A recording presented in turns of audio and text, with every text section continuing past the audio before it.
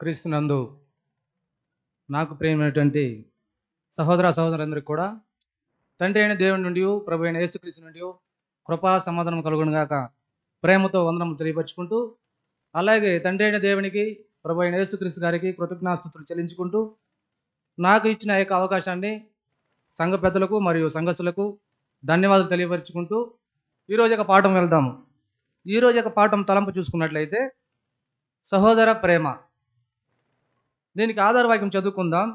యోహాను సువార్త 13వ అధ్యాయము 35వ వాక్యము.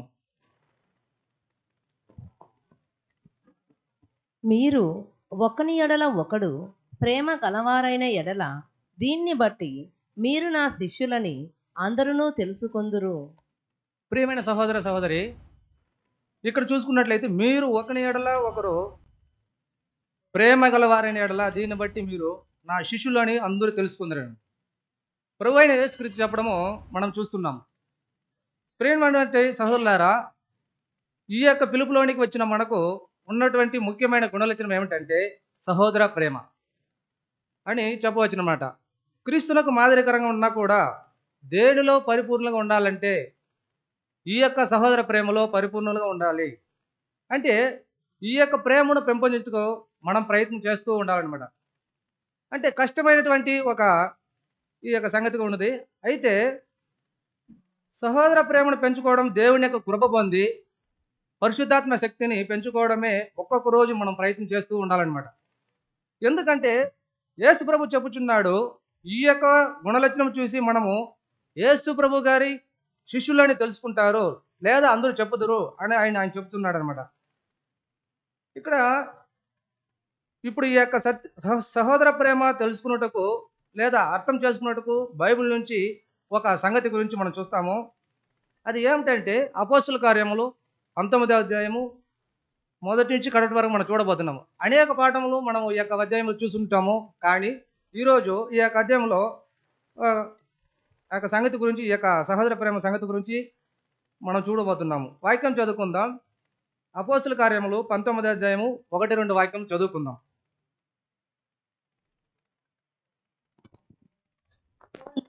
అపోల్లో కొరింథులోనున్నప్పుడు జరిగినదేమనగా, పౌలు పై ప్రదేశములలో సంచరించి ఎఫెసునకు వచ్చి కొందరు శిష్యులను చూచి, మీరు విశ్వసించినప్పుడు పరిశుద్ధాత్మను పొందితిరా అని వారినడుగగా, వారు పరిశుద్ధాత్ముడున్నాడన్న సంగతియే మేము వినలేదని చెప్పిరి.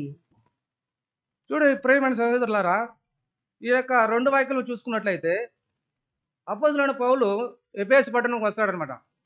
వచ్చిన తర్వాత మొదటగా ఆయన కొరింథీ పట్టణం ఉంటాడు. తర్వాత ఎఫెసు పట్టణం వచ్చినప్పుడు శిష్యులను చూసి ఆయనకు ఒక డౌట్ వచ్చింది. అక్కడ ఎఫెసు పట్టణంలో వచ్చినప్పుడు వెంటనే శిష్యులను చూసి మీరు పరిశుద్ధాత్మ పొందుకున్నారా అని అడుగుతున్నాడు. దానికి శిష్యులు పరిశుద్ధాత్మ అనేది మేము చూడనే లేదు అన్న విషయమే మాకు తెలీదు అని శిష్యులు చెప్తున్నారు. అంటే ఆ వాక్యంలో అప్పుడు వారి కోసం పౌలు ప్రార్థన చేసిన వెంటనే, వారి మీద చేతులు ఉంచి ప్రార్థన చేసిన వెంటనే పరిశుద్ధాత్మ పొందుకుంటారనమాట. దాంట్లోనే అపోస్తుల కార్యం 19:5-6 వాక్యం చూసుకున్నట్లయితే చదువుకుందాం. వాక్యం చదువుకుందాం. 5-6.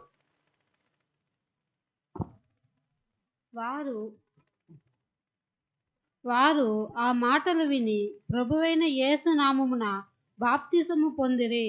తరువాత పౌలు వారి మీద చేతులుంచగా పరిశుద్ధాత్మ వారి మీదకి వచ్చెను. అప్పుడు వారు భాషలతో మాట్లాడుటకును ప్రవచించుటకును మొదలుపెట్టిరి. చూడండి ప్రియమైన సహోదరులారా, ఎఫెసు పట్టణంలో ఉన్న శిష్యులు పౌలు ప్రార్థించిన చేతులు పెట్టి, వాళ్ళ తల మీద చేతులు పెట్టి ప్రార్థించిన వెంటనే పరిశుద్ధాత్మ పొందుకుంటారు. తర్వాత దేవుని మాటలు, దేవుని యొక్క సువార్త వాక్యము ఆడ 3 నెలలు ఎఫెసు పట్టణంలో పౌలు గారు ప్రకటించడం మనం చూస్తాము. తర్వాత దాంట్లోనే 8వ వాక్యం చదువుకుందాం. 19:8 వాక్యము.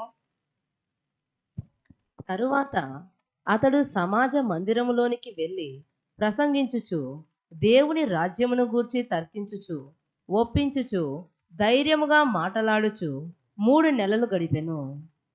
చూడండి ప్రియమైన సహోదరులారా, ఇక్కడ ఈ వాక్యం చూసుకున్నట్లయితే పౌలు గారు ప్రతి ఒక్క పట్టణం వెళ్ళినప్పుడు ఆ యొక్క పట్టణంలో యూదుల వారు ఎక్కడున్నారు, యూదులు ఎక్కడున్నారు, తర్వాత వారి యొక్క ప్రార్థన మందిరం ఎక్కడున్నది, తర్వాత అది ఆయన తెలుసుకొని ఆ యొక్క ప్రార్థన మందిరం వెళ్ళి యూదులను కలిసి తెలుసుకున్న తర్వాత అక్కడ దేవుని యొక్క సత్యములు, దేవుని యొక్క మాటలు, వాక్యములు బోధించడం మనం చూస్తున్నాము.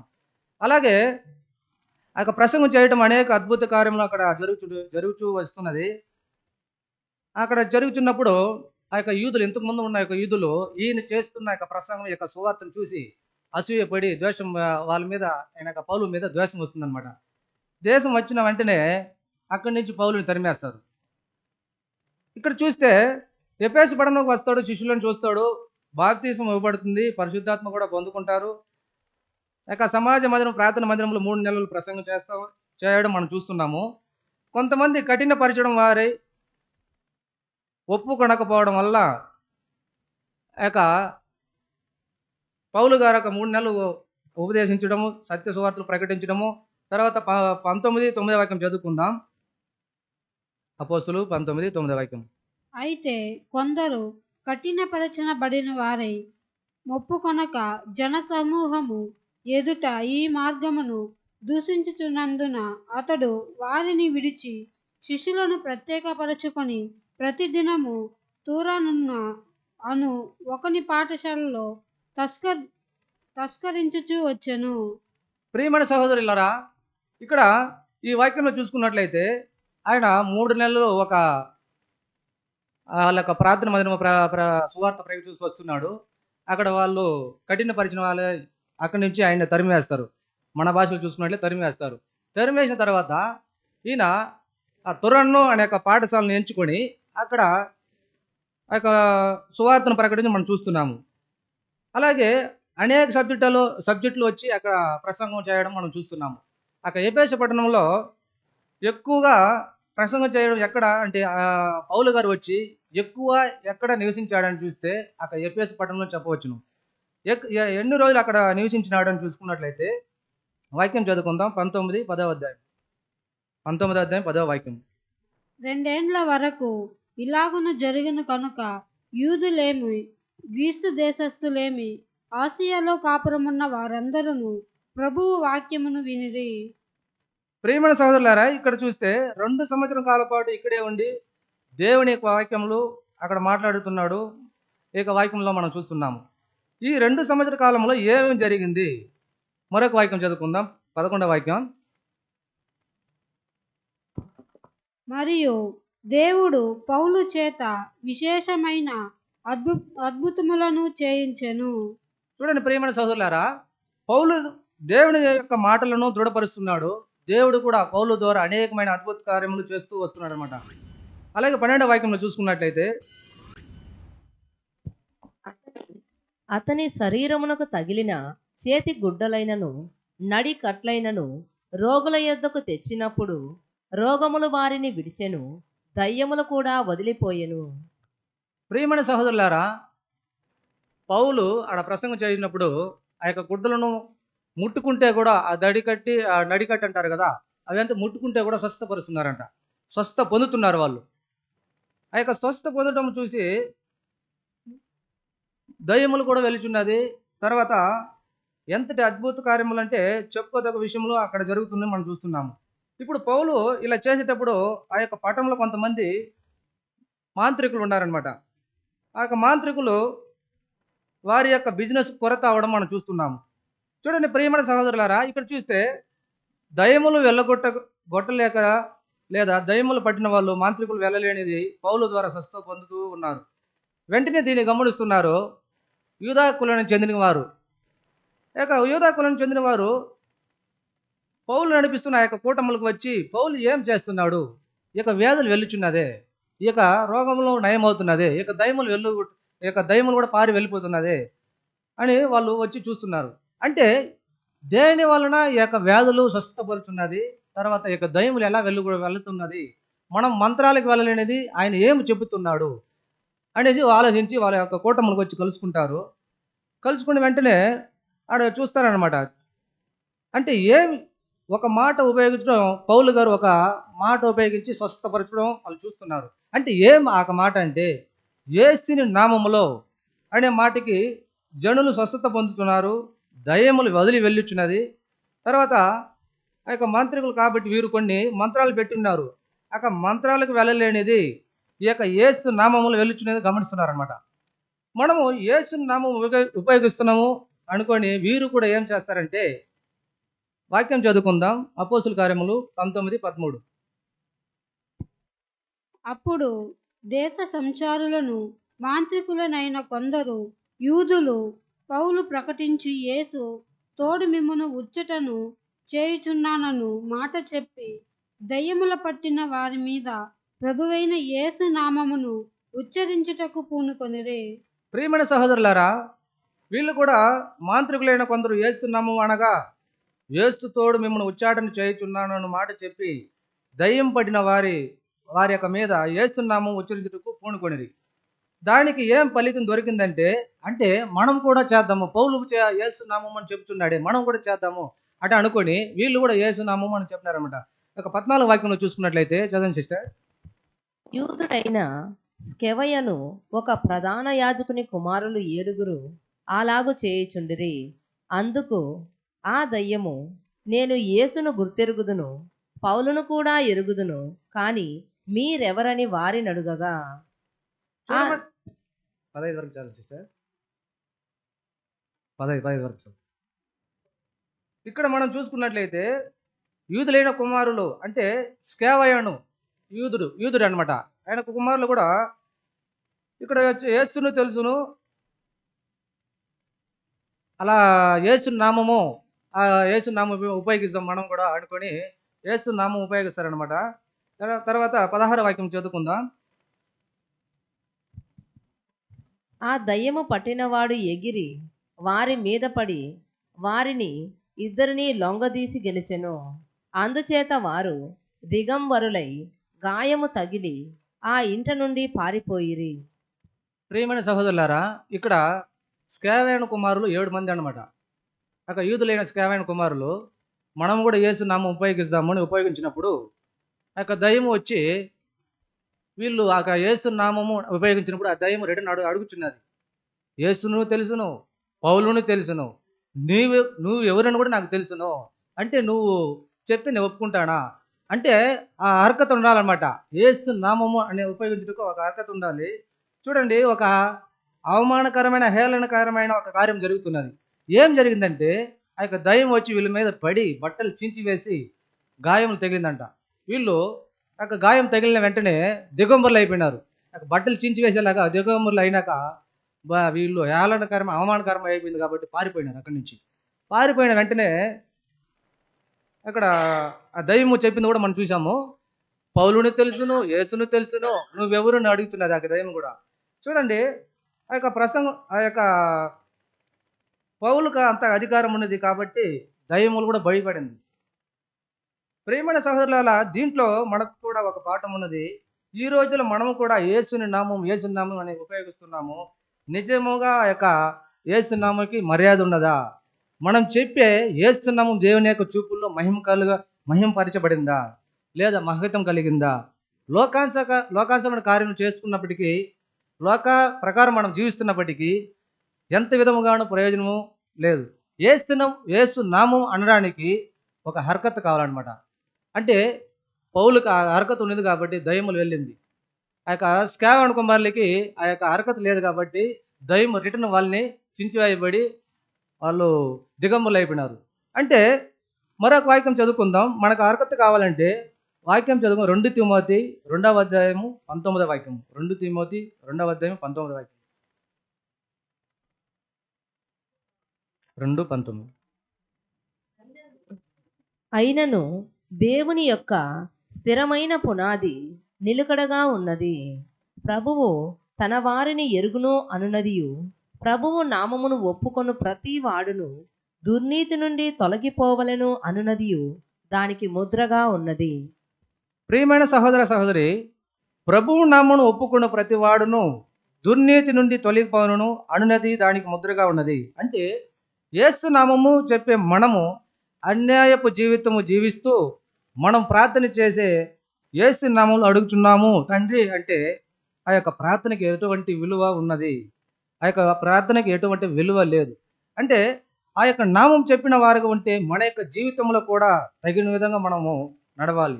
అన్యాయపు జీవితం జీవించి యేసు నామం అంటే దాంట్లో ఎటువంటి ఒక మహిమ ఉండదన్నమాట. ఆ యొక్క స్కావైన పిల్లలు కూడా యేసు నామం ఉచ్చరించి ఎలాగ గాయములు పొందినారో మన యొక్క జీవితంలో కూడా అలాగన కొన్ని సందర్భం జరుగుటకు అవకాశం ఉన్నది. ప్రియమైన సహోదరులారా, నిజముగా చింతించి మన యొక్క జీవితంలో ప్రార్థనలో యేసు నామం ఉపయోగించేటప్పుడు నిజముగా దేవునికి మహిమ పరిచే విధంగా ఉన్నదా అని ఆలోచించాలి. అలాగే కంటిన్యూ చేద్దాం. 19వ వాక్యము, ఇది అపోస్తుల కార్యములు 19వ అధ్యాయము 17వ వాక్యం. ఈ సంగతి ఎఫెసులో కాపురమున్న సమస్తమైన యూదులకును గ్రీసు దేశస్థులకును తెలియపరిచి వచ్చినప్పుడు వారికందరికీ భయము కలిగిన కనుక ప్రభువైన యేసు నామము గణపరచబడెను. ప్రియమైన సహోదర సహోదరి, ఇక్కడ ఈ యొక్క సంగతి చాలా వరకు ఆ యొక్క గ్రీసు దేశంలో తెలియవచ్చేసింది అనమాట. పౌలు మాటలకు లొంగుచున్నది అనేసి అక్కడ ఏం జరిగిందంటే ఆ యొక్క ఎఫెసు పట్టణం మొత్తము కూడా యేసు నామం మహింపరచబడింది అని మనం చూస్తున్నాము. అలాగే 18వ వాక్యం చదువుకుందాం. విశ్వసించిన వారు అనేకులు వచ్చి తాము చేసిన వాటిని తెలియజేసి ఒప్పుకొనిరి. ప్రియమైన సహోదర సహోదరి, చూడండి, ఇక్కడ 17వ వాక్యం వరకు జరిగినటువంటిది అద్భుతముల గురించి చెప్పుచున్నది. మరియు 18వ వాక్యం నుంచి చూస్తే అద్భుతము జరిగింది, సత్యం కూడా వెళ్ళింది. దాని యొక్క ప్రతిఫలము 18వ వాక్యం నుంచి చూద్దాం. విశ్వసించిన వారు అనేకులు వచ్చి తాము చేసినటువంటి తెలియజేసి ఒప్పుకున్నారనమాట. సత్యము తర్వాత అద్భుతం కాదండి, పశ్చాత్తాప పడినారు అని మనం చూస్తున్నాము. ఇంకా ఒక గొప్ప సంభవం జరుగుతున్నది. ఆ యొక్క 19వ వాక్యం చదువుకుందాం. దాంట్లోనే మరియు మాంత్రిక విద్య అభ్యసించిన వారు అనేకులు తమ పుస్తకములు తెచ్చి అందరి ఎదుట వాటిని కాల్చివేసిరి. వారు లెక్క చూడగా వాటి వెల 50,000 వెండి రూపాయలను. ప్రియమైన సహోదర సహోదరి, ఆ యొక్క వాక్యము ఎఫెసు పట్టణం అనేక మాంత్రిక విద్యతో కలిగినటువంటి ఒక పట్టణం అన్నమాట.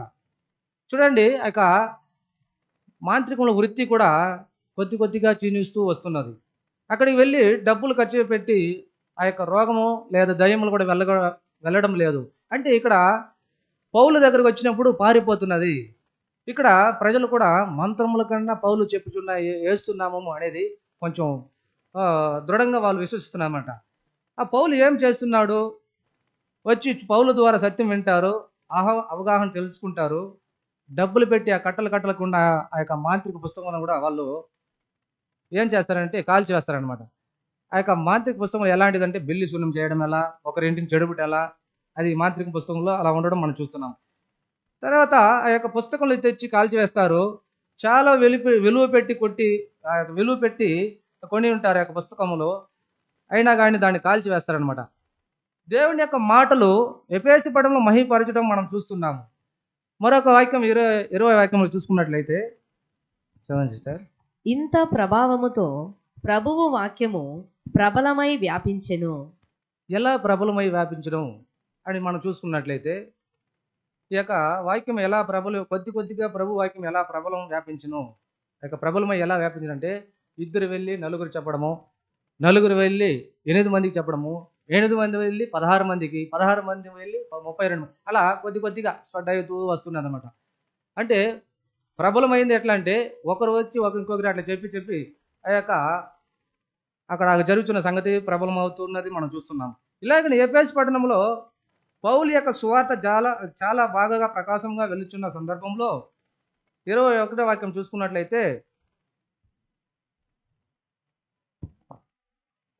ఇలాగు జరిగిన తర్వాత పౌలు మాసిదోనియా అకయా దేశముల మార్గమున వచ్చి యెరూషలేమునకు వెళ్ళవలనని మనస్సులో ఉద్దేశించి, నేనక్కడికి వెళ్ళిన తరువాత రోమా కూడా చూడవలనని అనుకొనెను. ప్రియమైన సహోదర సహోదరి, ఇక్కడ తన యొక్క మనసులో ఉద్దేశించి యెరూషలేమునకు వెళ్ళవలసినని, ఆఖరిగా రోమా కూడా వెళ్ళవలసిన మనసులో అనుకొని ముందుగానే చూసాము, 3 నెలలు చూసాము, తర్వాత 2 సంవత్సరాలుగా ఆ యొక్క ఎఫెసు పట్టణంలో ఉన్నాడు ఆయన. తర్వాత ఆ యొక్క 22వ వాక్యంలో చూసుకున్నట్లయితే ఇలాగ జరిగిన తర్వాత పౌలు మాసిదోనియ అకాయ దేశంలో మార్గమును వచ్చి యెరూషలేమునకు వెళ్ళవలని మనసులో ఉద్దేశించి నేను అక్కడికి వెళ్ళిన తర్వాత రోమ కూడా చూడవాలని అనుకున్నాను. చూడండి ప్రియమైన సహోదర సహోదరి, తన సహాయకులుగా ఉన్న తిమోతి ఎరస్తో అను వారిని మాసిదోనియకు పంపి తాను మళ్ళీ ఎఫెసు పట్టణంలో ఉండటం మనం చూస్తున్నాం. ఎందుకు ఎఫెసు యొక్క పట్టణంలో ఉన్నాడు అని చూస్తే, దాని తర్వాత ఎఫెసు పట్టణంలో ఒక మహా పండుగ, ఒక జాతర, ఒక ఉత్సవంలాగా ఎఫెసు పట్టణంలో జరగబోతుంది అనమాట. దాన్ని ఆలోచించి దాంట్లో ఆయన ఆ యొక్క మనసులు అనుకొని ఈ యొక్క ఉత్సవానికి వచ్చేవారు, ఈ యొక్క జాతరానికి వచ్చేవాళ్ళకి చాలామందికి మనం ఉపదేశించుటకు, మనం సత్యం చెప్పుటకు మనకు వీలుగా ఉంటుంది అనుకోండి. ఆయన మనసులో వారి యొక్క సహాయకులు కూడా తిమోతి ఎరస్తుని కూడా ఇద్దరిని ఆ యొక్క మాసిదోనికి పంపించేస్తారు అనమాట. పంపించిన తర్వాత ఈ యొక్క పౌలు సువార్తను కూడా శోధన వస్తూ ఉన్నది. 19:23 వాక్యంలో చూసుకున్నట్లయితే ఏమి శోధన ఆ యొక్క పౌలుకి జీవితంలో వచ్చింది? 23వ వాక్యం చదువుకుందాం. ఆ కాలమందు క్రీస్తు మార్గమును గూర్చి చాలా అల్లరి కలిగెను. చూడండి, క్రీస్తు మార్గం గురించి చాలా అల్లరి కలిగును. ఎందుకంటే అందరూ యేసు క్రీస్తుని అంగీకరిస్తూ వస్తున్నారన్నమాట. అంటే ఆ యొక్క ఎఫెసు పట్టణంలో యేసు క్రీస్తుని అంగీకరిస్తూ వస్తున్నప్పటికీ ఆ యొక్క మాంత్రికంలో కూడా కొంచెం క్షీణిస్తూ వస్తున్నది. దాన్ని ఎవరు అంగీకరించలేదు. దానికి ముఖ్య కారణం ఏమిటంటే 24వ వాక్యం చూసుకుందాం. ఎలాగనగా ఒక కంసాలి అర్తెమీ దేవికి వెండి గుళ్ళను చేయించుట వలన ఆ పని వారికి మిగుల లాభము కలుగజేయుచుండెను. ప్రియమైన సహోదరి సహోదరులారా, దేమేత్రి అని ఒక కంసాలి ఉన్నాడనమాట. ఈయన బొమ్మలు చెక్కేవాడు, బొమ్మలు చేసేవాడు. తర్వాత ఆ బొమ్మలను కూడా హోల్సేల్ బిజినెస్, అంటే ఆ బొమ్మలు తయారు చేసి బిజినెస్ చేసేవాడు అనమాట. హోల్సేల్ బిజినెస్ చేసేవాడు అనమాట. వీరు వచ్చి ఆర్తిమే దేవిని మురుకుచుండే వాళ్ళు అనమాట. ఒక ఉదాహరణ చెప్పుకుంటే తప్పు కనుకొద్దండి. ఇప్పుడు వేలంగాడి మాత ఉంది, అక్కడ ఆ బొమ్మలను తయారు చేసి అది ఒక బిజినెస్గా చేస్తున్నారు వాళ్ళు. అంటే ఒక అర్థమయ్యేదానికి మీకు చెప్తున్నాను. అలాగా అక్కడ ఆర్తిమదేవికి ఒక గుడి ఉండింది. ఆ గుడిలాగా ఆ ఆర్తిమదేవి ఆ దేవత బొమ్మను చేసి వీళ్ళు బిజినెస్గా చేస్తూ వస్తున్నారు అనమాట. చూడండి, ఆ యొక్క పండుగ వచ్చేవారు అందరూ కూడా తీసుకుని వెళ్ళుదురు. ఆ యొక్క బిజినెస్ కూడా చాలా లాభదాయకరంగా జరుగుతూ వస్తున్నది. కొద్ది రోజులుగా ఎవరు ఆ బొమ్మలను తీసివేయడం లేదు. ఆ బొమ్మను తీసుకున్నట్టుకు ఎవరు కూడా రావడం లేదు. వీరు బిజినెస్ కూడా చాలా దెబ్బతింటూ వస్తున్నది. పౌలు కూడా ప్రసంగం చేస్తూ ఉన్నాడు, ఇలాంటి విగ్రహారాధనకు దేవుడు కాదు. ఇక్కడ యొక్క ఈ బొమ్మలకు తీసివేసినారు. చూడండి, యొక్క మంత్రక పుస్తకం పారివేసినారు. ఇక్కడ చాలా నష్టం వచ్చేసింది. ఆ బొమ్మలను చేసేవారికి చాలా నష్టం వచ్చేసింది. అందుకు దేమేత్రి దీనిని గమనించినప్పుడు ఆయన క్రింద ఉన్న వారిని గుంపు చేర్చి, చూడండి వాక్యం చదువుకుందాం. 19వ అధ్యాయము 25-26. అతడు వారిని అట్టి పని చేయు ఇతరులను గుంపు కూర్చి, అయ్యలారా, ఈ పని వలన మనకు జీవము బహుబాగుగా జరుగుచున్నదని మీకు తెలియను. అయితే చేతులతో చేయబడినవి దేవతలు కావని ఈ పౌలు చెప్పి ఎఫెసులో మాత్రము కాదు, దాదాపు ఆసియదంతటయు బహుజనమును ఒప్పించి త్రిప్పియున్న సంగతి మీరు చూచి విని ఉన్నారు. ప్రియమైన సహోదర సహోదరి, ఇక్కడ బాగా జరుగుతున్న యొక్క వ్యాపారాన్ని పౌలు వచ్చి కొంచెం చెడిపేసినాడు. చేతులతో చేయబడినవి దేవతలు కాదు అని చెప్పిందని మనం చెప్పేసి పట్టణం మొత్తం కూడా ప్రక్కనున్న ప్రాంతం కూడా స్ప్రెడ్ అయ్యిందనమాట. పక్కనున్న ప్రాంతం కూడా చాలా వరకు నష్టం వాటిల్లింది మనం చూస్తున్నాము. 27వ వాక్యం చూసుకుందాం. మరియు ఈ మన వృత్తి యందు లక్ష్యము తప్పిపోవటయే గాక మహాదేవి అయిన అర్తెమీ దేవి యొక్క గుడి కూడా తృణీకరించబడి ఆసియా యందంతటను భూలోక మందును పూజింపబడుచున్న ఈమె యొక్క గొప్పతనము తొలగిపోవునని భయము తోచుచున్నదని వారితో చెప్పాను. ప్రియమైన సహోదర సహోదరి, ఇక్కడ తెలివిగా ఆ యొక్క దేమేత్రియు మాట్లాడుతున్నాడు. బొమ్మల గురించి మాట్లాడితే జనులు తెలుసుకుంటారని, మన యొక్క మతానికి నాశనం వచ్చేసింది, మన యొక్క మతానికి నాశనం అయిపోతున్నది, మన యొక్క మతము నాశనం అయిపోతున్నది, మన యొక్క మతము నిజమైన మతము. ఈ యొక్క పౌలు వచ్చి చెప్పడం వల్ల నాశనం అయిపోతున్నదే. మొదటగా ఆయన ముందుకు చూడండి, ఒక మతాన్ని ముఖ్యత్వం ఇచ్చి మాట్లాడుతున్నాడు. ఒక మతానికి ప్రాముఖ్యత ఇచ్చి పెడుతున్నాడు అన్నమాట. మన యొక్క పితరుల మతాన్ని తీసివేసి వేరే వాళ్ళ దేవుడిని వచ్చి తెస్తూ ఉన్నాడే. చూడండి, ఆ యొక్క దిశ మార్చుట మనము చూస్తున్నాము. మన యొక్క బిజినెస్ కాకుండా అర్తిమే దేవికి యొక్క గుడి అద్భుతమైన వింతగా పేరుగాంచింది. అక్కడ ఎఫెసు పట్టణంలో చూస్తున్నాము. ఆసియా అంతటా కూడా భూలోకమందున్న పూజింపబడుచున్న ఈ గొప్పతనము తొలగిపోనని చెప్పిన వెంటనే జనులు మనసు త్రిప్పుకున్నారనమాట. రౌద్రముతో నిండిన వారై, వాక్యం చదువుకుందాం, 28వ వాక్యము. వారు విని రౌద్రముతో నిండిన వారే ఎఫెసీయులు అర్తమదేవి మహాదేవి అని కేకలు వేసిరి. ప్రియమైన సహోదర సహోదరి, రౌద్రంతో నిండిన వారై, మన యొక్క పితరుల దేవత పెద్దదా లేక పౌలు చెప్పుచున్న దేవుడు పెద్దదా? చాలా చూడండి, అక్కడ కోపడినారనమాట. చాలా ప్రయోజనకరం పరుస్తున్నాడు. దేవేంద్రుడు ఎలాగైనా ఒక పౌలుని అణిచివేయాలని ఆలోచించి, చూడండి 29వ వాక్యం చూసుకుందాం. పట్టణము బహు గలిబిలిగా ఉండెను. మరియు వారు పౌలుతో ప్రయాణమై వచ్చిన మాసిదోనియా వారైన గాయియును అరిస్తర్కును పట్టుకొని దొమ్మిగా నాటకశాలలో జొరబడిరి. చూడండి 29వ వాక్యం చూసుకున్నట్టయితే, పౌలును పట్టుకున్నటకు ఆ యొక్క ఇంటికి వెళ్తారు. అక్కడ ఆ సమయంలో పౌలు లేదు, బయట ఆడ వెళ్ళినప్పుడు చూడండి, ఈ పేరును కూడా గుర్తుపెట్టుకోండి. గాయిను, అరిస్తార్కును, తర్వాత దేమేత్రిని పేరును కూడా గుర్తుపెట్టుకోండి. పౌలుతో పాటు మాసిదోనియా ప్రయాణమని వచ్చినప్పుడు మాసిదోనియా వారైన గాయిను, అరిస్తార్కును అక్కడ వీళ్ళకి దొరుకుతారు. పౌలు అక్కడ లేదు కాబట్టి యొక్క వీళ్ళు కూడా ప్రయాణదాయకుడు అంటే సహాయకులుగా ఉన్నటువంటి వాళ్ళు దొరికిన వెంటనే వాళ్ళని భయంకరంగా కొట్టి లాక్కొని పోయి ఒక నాటకశాలలో చొరబడిన అనమాట. అది ఎలా చెప్పాలంటే, ఒక పెద్ద గ్రౌండ్ లాగా ఉండును, చుట్టూ జనులు కూర్చుని దాన్ని చూస్తూ ఉంటారు. కొన్ని సమయాల్లో రాళ్లతో కొట్టి చంపేవారు, కొన్ని సమయాల్లో సింహములను పెట్టి చంపేవారు. అంటే సింహములు వాళ్ళని కరిచి చించి వేస్తున్నప్పుడు దాన్ని చూసి ఆనందించేవారు అనమాట. ఉదాహరణకి నేను ఒక ఉదాహరణ చెప్పాలనుకుంటాను. ఉదాహరణకి డబ్ల్యూడబ్ల్యూ ఫైట్ జరుగుతుంది కదా, స్టేడియంలో వాళ్ళు ఫైట్ చేస్తున్నప్పుడు చుట్టూ ఉన్నవాళ్ళు కూడా వాళ్ళు చూసి ఎంజాయ్ చేస్తారనమాట.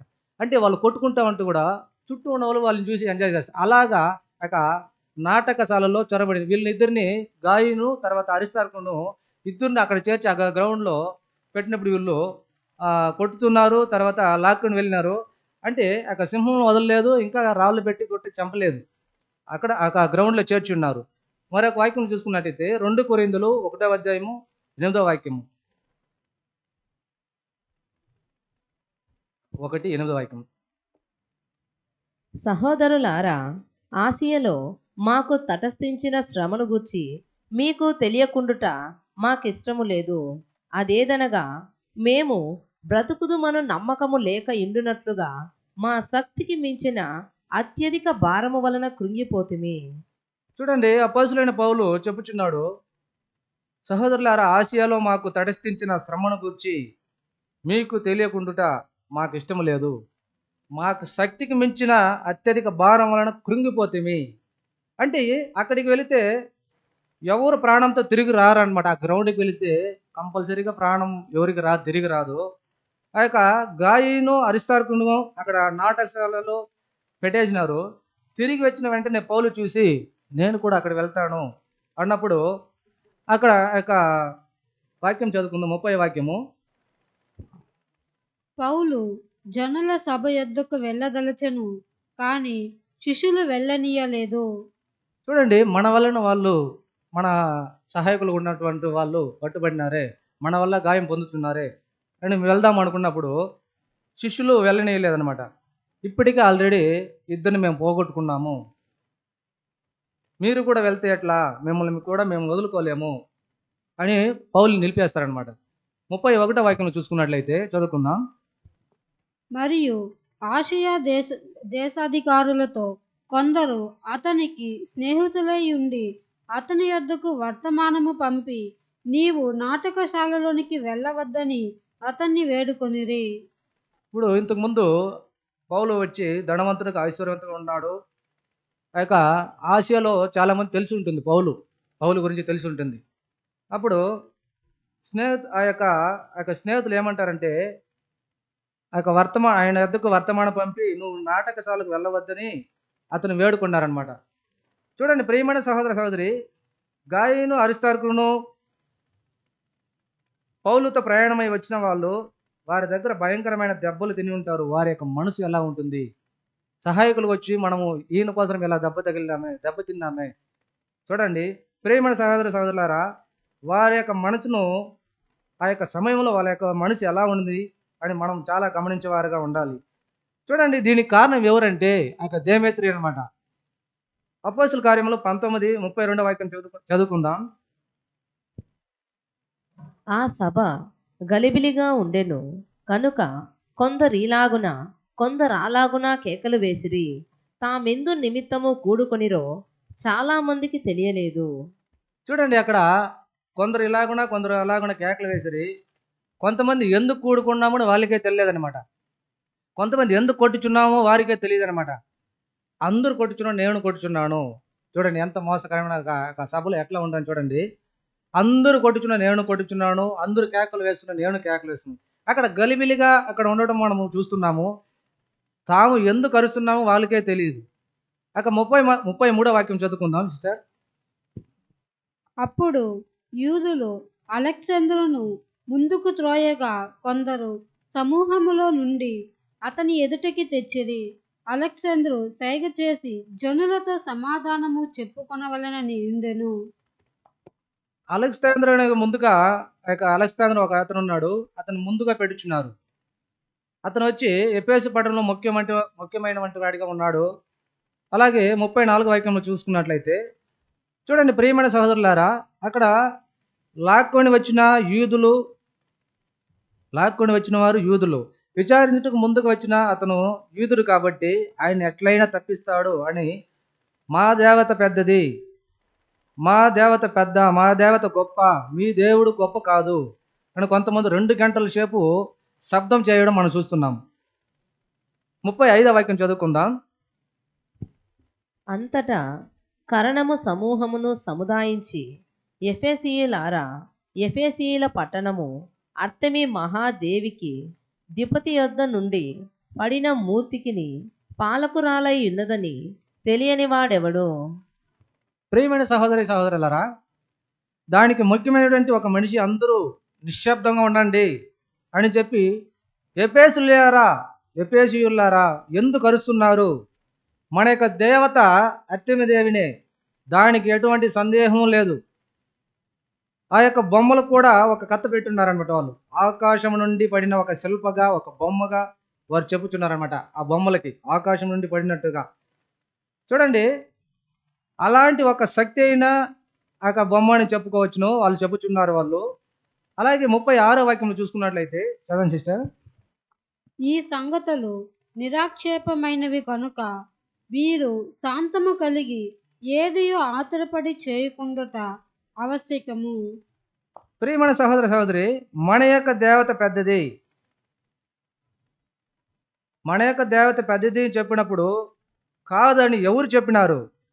ఎవరు చెప్పలేనటువంటి ఒక సంగతి అందరికి సైలెంట్గా ఉండండి అలానే చెప్పేసి 37వ వాక్యంలో చూసుకున్నట్లయితే చూడండి. ఆ వాక్యంలో చూస్తే వీరు గుడిలో దోచిన వారు కారు, మన దేవతను దూషించడం లేదు. అందువలన వాక్యంలో చదువుకుందాం. 38వ వాక్యం చదువుకుందాం. దేమేత్రికి అతనితో కూడానున్న కంసాలులకును ఎవని మీద నైనను వ్యవహారం ఏదైనను ఉన్న ఎడల న్యాయ సభలు జరుగుచున్నవి, అధిపతులు ఉన్నారు గనుక వారు ఒకరితో ఒకరు వ్యాజ్యమాడవచ్చును. చూడండి ఇక 37వ వాక్యంలో చూసుకున్నట్లయితే మీరు ఈ మనుషులను తీసుకుని వచ్చి వీరు గుడి దోచిన వారు కారు, మన దేవతను దూషింపలేదు అంటే ఈ వాక్యంలో చూస్తే ఈ యొక్క సంఘటనకు ముఖ్య కారకులు ఎవరంటే దేమేత్రి అని కారకుడుగా ఉన్నాడని మనం చూస్తున్నాము. దీనికి సంబంధించిన వ్యవహారం విన్నాడలా న్యాయ సభలు ఉన్నది, అధికారులు ఉన్నారు. ఒకరితో ఒకరు వ్యాజ్యమాడవచ్చును అని చెప్పి వెంటనే 39వ వాక్యం చదువుకుందాం. అయితే మీరు ఇతర సంగతులను గూర్చి ఏమైనను విచారణ చేయవలనని ఉంటే అది క్రమమైన సభములో పరిష్కారమగును. చూడండి ప్రియమైన సహోదరి, మీకు ప్రాబ్లమ్స్ ఉంటే కోర్టులో చూసుకోవచ్చును, దయచేసి అందరూ వెళ్ళండి, శబ్దం చేయకండి అని చెప్పినారనమాట. ఆఖరిగా 40వ వాక్యం చదువుకుందాం. మనము ఈ గలిబిలిని గూర్చి చెప్పదగిన కారణమేమీ లేనందున నేడు జరిగిన అల్లరిని గూర్చి మనలను విచారణలోనికి లెత్తురేమో అని భయమవుచున్నది. ఇట్లు గుంపు కూడినందున తగిన కారణము చెప్పజాలమని వారితో అనిను. చూడండి ఈ వాక్యంలో మాకు పైన గవర్నమెంట్ ఉన్నది, ఇక్కడ అల్లరి జరుగుతున్నది, నీవు మాట్లాడుకుంటే ఏం చేస్తున్నావు అని అడిగిన వెంటనే అల్లరికి ఏదైనా కారణం ఉండాలి. ఇది వచ్చి కారణమే లేకుండా ఒక అల్లరిగా, ఒక గలిబిలిగా ఉన్నది. వీరు దొంగ పని చేసినారా, లేకపోతే మన యొక్క దేవతను దూషించినారా, లేకపోతే ఏమి లేని ఒక అల్లరిగా జరుగుతున్నది అంటే పైనుండి ప్రశ్న అడిగితే ఏం చెప్పుదాము అనుకొని అతడు ఇలాగనే చెప్పి అందరిని పంపివేసి గాయను అరిస్తారుకుని పంపివేసినాడు అనమాట. ఆ యొక్క గ్రౌండ్కి వెళ్ళిన వారు ఎవరు తిరిగి రాలేరు, అయినా కారణమే లేడు కాబట్టి వారి ఇద్దరిని విడిపిస్తారనమాట. ప్రియమైన సహోదర సహోదరి, అపోస్తుల 19వ అధ్యాయంలో ఈ యొక్క సంగతులు మనం చూసాము.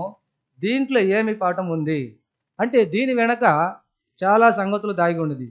దీంట్లో మనము చూసాము, ముఖ్యమైనటువంటి ఇద్దరిని చూసాము. కంసాలి అయినటువంటి దేమేత్రిని చూసాము. తర్వాత పౌలికి ప్రయాణగత సహోదరుడు ఉన్నటువంటి గాయును మనం చూసాము.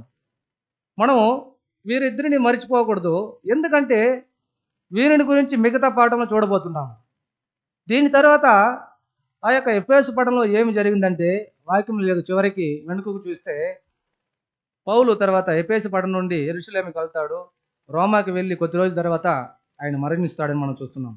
ఎఫెసు పట్టణంలో ఏం జరిగిందంటే గాయు అలాగనే ఉన్నాడు, దేమేత్రి కూడా అలాగనే ఉన్నాడు. గాయను ఏం చేసినాడంటే అక్కడ ఉన్న శిష్యులను పెట్టి అతను ఒక సంఘము ప్రారంభించినాడు అనమాట. ఆ యొక్క సంఘం కూడా మంచి విధంగా బాగా జరుగుతూ వస్తున్నది, మంచి విధంగా జరుగుతూ ఉన్నది, మంచి విధంగా నడిపిస్తూ వస్తున్నాడు. ఇప్పుడు ఆ యొక్క సంఘమునకు అపోస్తులు వెళ్ళి వస్తున్నారు. దాంట్లో అనేక సహోదరులు కూడా సబ్జెక్టు ఇస్తూ వస్తున్నారు. ఒక ఊర్లో ఒక సంఘంలో, మన సంఘంలో కూడా లోకల్ బ్రదర్స్ సబ్జెక్ట్ ఇస్తారు, బయట నుంచి వచ్చి బ్రదర్స్ కూడా సబ్జెక్ట్ ఇస్తారు. అలాగే ఆ యొక్క సంఘంలో కూడా లోకల్ బ్రదర్స్ తర్వాత బయట ఉన్న వాళ్ళు కూడా వచ్చి అక్కడ సబ్జెక్టు ఇవ్వడం చూస్తున్నాం. గాయ ఉన్నటువంటి పట్టణంలో ఒక సంఘము తయారైంది. గాయ కూడా ఆ యొక్క సంఘము పెద్దగా ఒక ఎల్డర్గా ఆ యొక్క సంఘంలో ఉన్నాడు. గాయని ఒక పెద్దదిగా ఎల్డర్గా ఎంచుకొని ఉన్నారు. ఆ యొక్క ఎల్డర్గా అక్కడ ఉన్నాడు మనం చూస్తున్నాం. అనేక మంది సహోదరులు కూడా మెసేజ్ ఇస్తున్నారు. అపోస్తులు అయినటువంటి యోహాను కూడా సబ్జెక్టు ఇస్తున్నారు, అక్కడ చూస్తున్నాం. ఇప్పుడు అపోస్తులైన యోహాను ఏం చేస్తాడంటే చాలా కాలం అయిన తర్వాత కొంతమంది సహోదరులు పంపిస్తున్నాడు మా అక్కడ. గాయ ఉన్న సంఘములో సహోదరులు ఎలా ఉన్నారని యోహాను అడిగినప్పుడు గాయు చాలా మంచి విధంగా సంఘం జరిపిస్తూ ఉన్నాడు అటనేసి బ్రదర్స్ చెప్పుచుండటం మనం చూస్తున్నాం. యోహాను దగ్గర చెప్పిన వెంటనే ఆ యొక్క యోహాను ఆ యొక్క సంఘంలో ఉన్న కొందరిని గురించి మాట్లాడి ఉన్నారు. ఇదే అంతా విన్న యోహాను ఏం చేస్తాడంటే గాయుకి ఒక లేఖ రాస్తాడనమాట. అక్కడ లేఖలు ఏమని చూస్తే వాక్యం చదువుకుందాం. 3 యోహాను 1-8 వరకు చదువుకుందాం.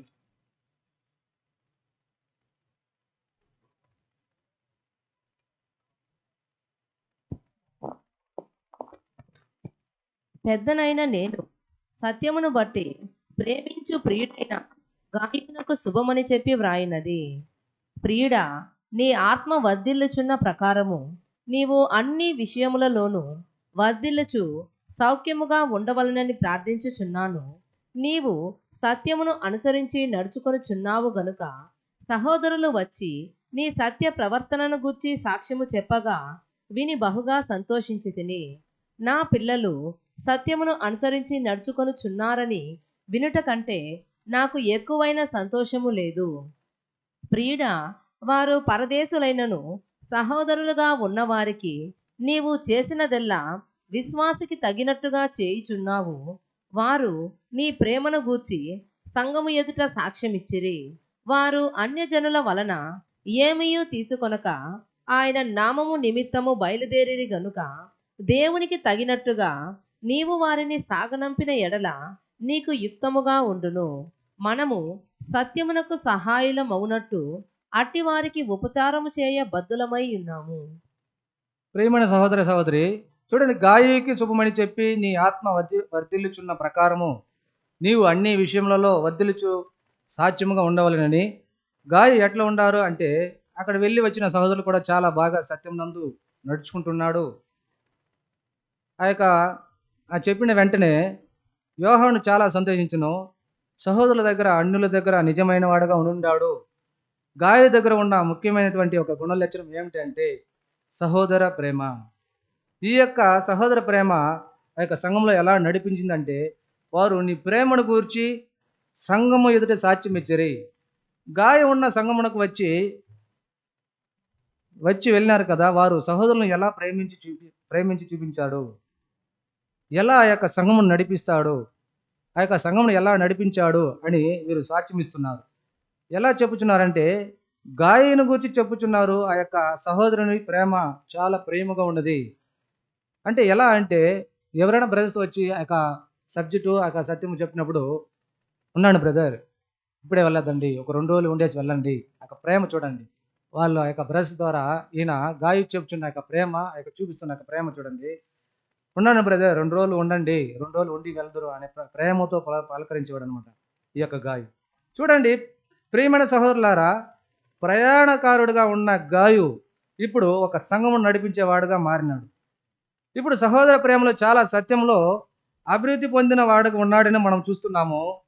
తర్వాత మనము చూడబోయేది ఎవరంటే, ఎఫెసు పట్టణంలో కంసాలైనటువంటి దేమేత్రి గురించి మనం చూస్తాం. ఇతను కూడా చివరి దినాల్లో లేదా చివరి రోజుల్లో సత్యమునకు వచ్చి ఉన్నాడు. ఇతని గురించి చూస్తే 3 యోహాను 1:12 వాక్యం చదువుకుందాం సిస్టర్. 12 వాక్యం. దేమేత్రియు అందరి వలనను సత్యము వలనను మంచి సాక్ష్యము పొందిన వాడు. మేము కూడా అతనికి సాక్ష్యమిచ్చుచున్నాము. మా సాక్ష్యము సత్యమైనదని నీ వెరుగుదవు.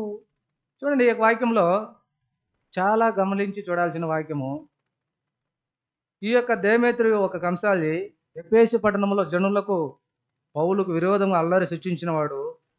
వదిలి ఉంటే ఆ రోజు గాయు అరిస్తార్కు ఇద్దరు చనిపోయి ఉండేవాళ్ళు. ఆ రోజుల్లో మతానికి ఆలోచన చేసి విరోధముగా వ్యతిరేకంగా, ఈయన యొక్క మతానికి వ్యతిరేకంగా ఉన్నవాడు, ఒక వ్యక్తి అల్లరి సృష్టించిన కారకుడు, తన వృత్తికి నష్టం రాకుండా ఉండడానికి ఊహం పండిన ఒక వ్యక్తిగా మనం చూడవచ్చు. చూడండి, అలాంటి ఊహం పండిన ఒక వ్యక్తి చివరి రోజుల్లో సత్యం ఉన్నాడు. ప్రియమైన సహోదర సహోదరి, యేసు ప్రభువుని అంగీకరించి ఉన్నాడు. శిష్యుల యొక్క కూటములు కూడా వెళ్ళి అక్కడ కూటములు కూడా చేరి ఉన్నాడు. తర్వాత ఆ యొక్క సహోదర ఐక్యతలు కూడా చేరి ఉన్నాడు మనం చూస్తున్నాం. దేమేత్రి అందరి వలన సత్యం వలన మంచి సాక్ష్యము పొందినవాడు. పౌలు కూడా చూడండి, ఎంతో మోసకరంగా ఉన్నవాడు యేసు ప్రభుని అంగీకరించాడు. అలాగనే దేమేత్రి కూడా అన్ని జనులు ఉన్నవాడు, అన్ని దేవతను పూజించేవాడు, యేసుక్రీస్తుని అంగీకరించాడు అనమాట. అందువలన సాక్ష్యం పొందిన వాడాయను. తర్వాత సత్యం కూడా సాక్ష్యం ఇస్తున్నది. అంటే బైబిల్ వాక్యము ప్రకారం కూడా ఆయన యొక్క జీవితము సాక్ష్యమై ఉన్నదని చూస్తాము. తర్వాత మేము కూడా సాక్ష్యం ఇచ్చుచున్నాము. దానికి అర్థం ఏమిటంటే, అపోస్తులు యోహాను కూడా సాక్ష్యం ఇవ్వడం, వెళ్ళి వచ్చిన సహోదరులు కూడా సాక్ష్యం ఇవ్వడం, దేమేత్రి గురించి తర్వాత గాయు గురించి సాక్ష్యం ఇవ్వడం, వారిద్దరు గురించి కూడా చెప్పడం మనం గమనించగలము. తర్వాత మన సాక్ష్యము సత్యమైనది నీ వెరుగుదువు. మోసకరమైన ఉన్న దేమేత్రి ఎంత సాక్ష్యము గలవాడిగా అక్కడ మారడం మనం చూస్తున్నాం. మోసమై ఉన్న దేమేత్రి మారడానికి కారణం ఏమిటి? చూడండి, మొదటి కారణము, గాయు చివరి రోజుల్లో గాయు అక్కడ ఉండిండాడు, దేమేత్రి కూడా అక్కడ ఉండిండాడు. చాలాసార్లు కూడా ఇద్దరు చూసుకుని ఉండారు. ఇక్కడ గాయు చూపించాడు అతి గొప్ప గుణలక్షణము. దేమేత్రి చూసి విరోధించలేదు, తర్వాత ప్రేమను చూపించి ఉండవచ్చును. దేమేత్రి గమనించి ఉండాడు కాబట్టి తన యొక్క ప్రాణం వదిలి దానికి వచ్చినా కూడా వారు చేయుచున్న సువార్తను వదిలి వెళ్ళలేదు. గాయని చూసి యేసుక్రీస్తుని అంగీకరించి ఉండుంటాడు. దేమేత్రి మిక్కిలి సాక్ష్యం గలవాడిగా ఉన్నాడు. ఈ దేమేత్రి ఇదిదా చూడండి. ప్రియమైన సహోదర సహోదరి, గాయ జీవితంలో జరిగినటువంటి దేమేత్రి జీవితాన్ని మార్చేసిందనమాట. అక్కడ గాయ చూపించిన ఒక ప్రేమ, అక్కడ జరిపించినటువంటి సత్యము, ఆయన నడిపించినటువంటి యొక్క సంఘము గురించి ఈయన దేమేత్రి చూసిండాడు. చూసి దేమేత్రి యొక్క జీవితాన్ని మార్చేసింది. విరోధంగా ఉన్నవాడు, అల్లేరు సృష్టించిన వాడు దేమేత్రి ఇక గాయని చూసిన వెంటనే ఆయన యొక్క జీవితాన్ని మార్చేసింది అనమాట. చూడండి, యోహాను చెప్పుచున్నాడు, నీ యొక్క ప్రేమను గురించి, ఈ యొక్క సహోదర ప్రేమ దేమేత్రిని సత్యమునకు తీసుకుని వచ్చేసింది అని మనం చూస్తున్నాము. ఏమి కారణం అంటే ఆ సహోదర ప్రేమ. చూడండి, మనం కూడా మన యొక్క జీవితంలో, మన యొక్క జీవిత కాలంలో వేరొకరిని బాధించే విధంగా, అంటే మంచి విధంగా మనల్ని చూసి మారే విధంగా ఉన్నామా? మన యొక్క జీవితంలో జరిగినవి మార్చే విధంగా ఉన్నదా? యేసుక్రీస్తు సత్య విషయంలో బయలుపడే విధంగా ఉన్నదా? మనకు మనమే ఒకసారి చింతించే వారిగా ఉండాలి. ప్రియమైన సహోదర సహోదరి, బేసిక్ లెసన్స్ వినుటకు ఎంతో ప్రయాసపడి ఒక బ్రదర్ని తీసుకొని వస్తాము. వారిని ఆఖరి వరకు నడిపించే వారిగా ఉండాలి. ప్రియమైనలారా, ఎంతో హేళన మాట్లాడతారు, అవమానకరమైన మాటలు ఉంటాయి. దాని మధ్యలో మనము చూపించాల్సింది సహోదర ప్రేమ. యొక్క ప్రేమను మనం చూపించే వారిగా ఉండాలి. మోసకరమైన స్థితిలో ఉన్న అతనిని మిక్కిలి ఆత్మీయమైన జీవితానికి తీసుకుని వచ్చేది సహోదర ప్రేమయే అని మనం చూస్తున్నాం. అయితే ఈ యొక్క సంఘంలో కూడా ఇంకొకరు కూడా ఉన్నారు. ఎవరంటే థియోత్రెఫీ. ఈ యొక్క థియోత్రెఫీ వాక్యం చదువుకుందాం. 3 యోహాను 9వ వాక్యము. నేను సంఘమునకు ఒక సంగతి వ్రాసితిని, అయితే వారిలో ప్రధానత్వము కోరుచున్న దియోత్రెఫే మమ్మును అంగీకరించుట లేదు.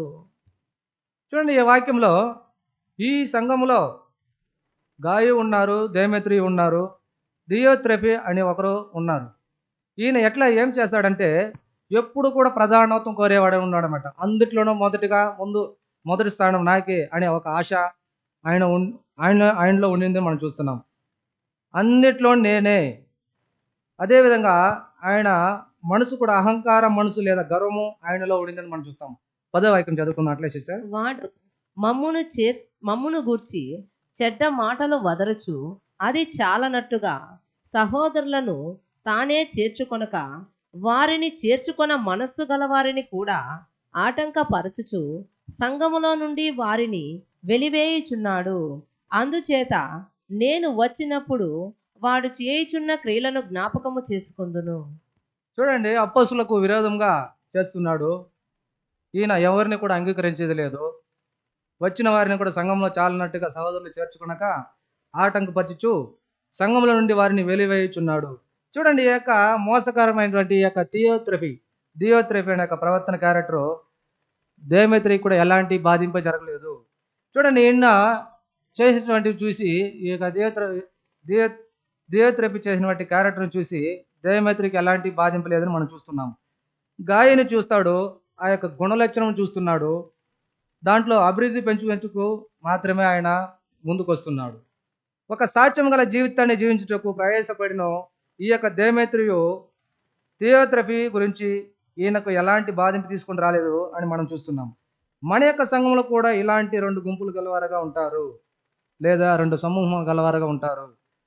ఒకటి, నిజమైన సహోదరులు సత్యానికి సాక్ష్యం ఇచ్చేవారు ఉంటారు, వారి కొందరే ఉంటారు. అదేవిధంగా తగాదాలు, వాగ్వాదములు, కొలాప్స్ చేయడము, సంఘంలో మొదటి స్థానం కోరుకునేవారు, గందరగోళం చేసేవారు ఉంటారు. మన యొక్క చూపు కూడా అక్కడ పెట్టకూడదు. గందరగోళం చేసేవారి మీద పెట్టితే మనము కూడా అలసిపోవడము, బలహీన పడిపోవడము, సొమ్మసిల్లిపోవడము, సత్యం వదిలి వెళ్ళిపోవడము జరుగుతుందన్నమాట. గాయలాగా సంఘంలో ఉంటారు. చూడండి, గాయలాగా ఆ యొక్క సంఘంలో ఉంటారు, లేకపోతే మనకు సత్యంలో ఉన్నారు కదా, బైబిల్ గ్రంథంలో అనేక మంది ఉన్నారు కదా. దీంట్లో వీరి యొక్క గుణలక్షణం నేర్చుకొని దీనిని మనం ముందుగా పెట్టి ఈ యొక్క పరుగు బంధంగా పరిగెత్తినచో మనము తప్పించుకుంటాము. లేక తగాదాలు, వాగ్వాదములు, గందరగోళం చేయట ఆ యొక్క పోపులాగా ఆశపడేవారు, మొదటి స్థానం నాకే, మొదటి ప్రాముఖ్యత నాకే అని కోరుకున్నవారిలాగా ఉన్నారని మనం ఆలోచిస్తేనే మన యొక్క ఆత్మీక జీవితం బాధింపబడేవారిలాగా ఉంటాము. చూడండి, ఇక్కడ చాలా జాగ్రత్తగా మనం ఉండాలి.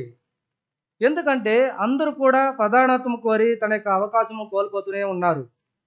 మనము దియోద్రఫీ లాగా ఉండకుండా దేమేత్రిలాగా ఆత్మీక జీవితం పెరుగుటకు అత్యధికంగా ప్రయత్నిస్తూ ఉండాలి. ఆయన గురించి చెప్పినప్పుడు మనం చూస్తాము, అందరి ఎడల అనగా అందరి వలన సత్యం వలన మంచి సాక్ష్యం పొందినవాడుగా ఉన్నాడు. దేవుడు కూడా మన గురించి సాక్ష్యం ఇవ్వాలి. అందుకే మనం వచ్చి ఉన్నాము. పరిశుద్ధాత్మలో వచ్చినప్పుడు మీరు బలం పొందెదరు, నాకు సాక్ష్యం గలవారిగా ఉందరు అంటే యేసుక్రీస్తుకి సాక్ష్యం గలవారిగా మనము మన గురించి సాక్ష్యం ఇచ్చేవారిలాగా ఉండాలి. మన యొక్క జీవితం అధికంగా ఉండాలి. ప్రియమైన సహోదర సహోదరి, ఈరోజు మిక్కిలి పాఠంగా ఉన్నది. అందులో గాయి సమూహం గలవారుగా ఉంటారు, దేమేత్రి సమూహం గలవారుగా ఉంటారు, అలాగే దియోత్రెఫీ సమూహం గలవారు ఉంటారు. దాంట్లో ఎలాంటి సమూహం గలవారుగా మనం ఉంటున్నాము? ఎలాంటి సందర్భంలోనూ దియోత్రెఫీ లాగా ఉండకూడదు. గాయి సమూహం లాగా ఉండుటకు మనము ఈ యొక్క పరుగు పందులు పరిగెత్తదము. చూడండి, ఆ గాయు ఆ యొక్క ఎఫెసు పట్టణంలో చేసినటువంటి యొక్క సువార్త దేమేత్రినే మార్చేసింది. ఆయన జీవితంలో ఆయన చూపించినటువంటి ప్రేమను విరోధంగా సృష్టించిన వాడు, పౌలుని ఎట్లయినా అణిచివేయాలని చూసిన వాడు, అరిస్తారుకు తర్వాత గాయను కూడా ఎలాగైనా ఆ యొక్క చచ్చిపోయి ఉంటారు. అయినప్పటికీ వారు దేవుని కృప ద్వారా విడిపించబడతారు. ఆ యొక్క గాయి సమూహం గలవారుగా మనం ఉండాలి. ఈ యొక్క పరుగు పందులో పరిగెత్తాలంటే మనం గాయి సమూహాలుగా ఎదుగుటకు మనం ఉండాలి. దేవుడు కూడా మనందరిని ఆశీర్వదించి దీవించిన గాక. ఇంతవరకు కూడా ఓపిక ఉన్నందుకు మీ అందరికీ కూడా నా యొక్క ప్రత్యేక వందనములు. ఆమేన్.